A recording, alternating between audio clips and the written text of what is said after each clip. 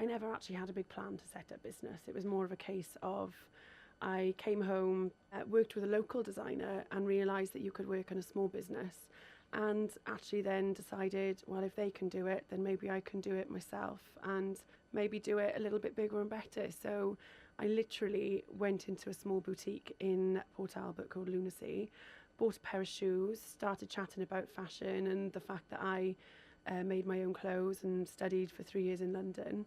And literally it went from being a customer to being someone that was going to supply clothes to her from my own label under Helen Rhianon. From my initial chat with the shop owner in Lunacy, I literally came home that afternoon and thought, well, if I'm going to go into business, I need to ring someone and have a chat with some kind of business advisor. So the first phone call was to the Inland Revenue to tell them I was going to be setting up under Helen Rhianon, and it really was the start then to try and build up a business plan, a clear idea of what I wanted to do. And basically I've learned as I've gone along, because it hasn't been a plan for 5 years. I've had that luxury of planning, every step of the way. I've literally gone with it and tried to learn everything as I've gone along. So it's been about 5.5 years of doing that, really.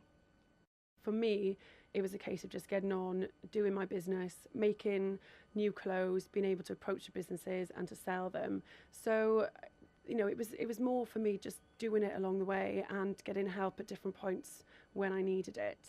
It wasn't really a case of me waiting for someone to tell me what to do. I just started and just carried on really over the last couple of years.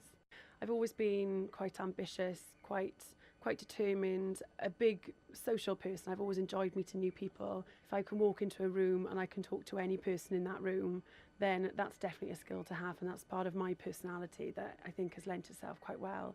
But also just being determined to do something well, to just have a go and think, well, you might as well do it and work hard, and hopefully you will succeed.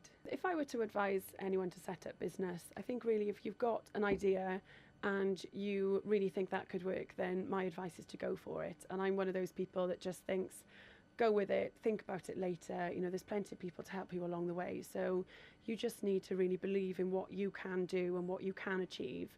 And you need to ask for as much help as possible from people. I've been very lucky to have a lot of help along the way, and it's something that I always like to give back in my own way.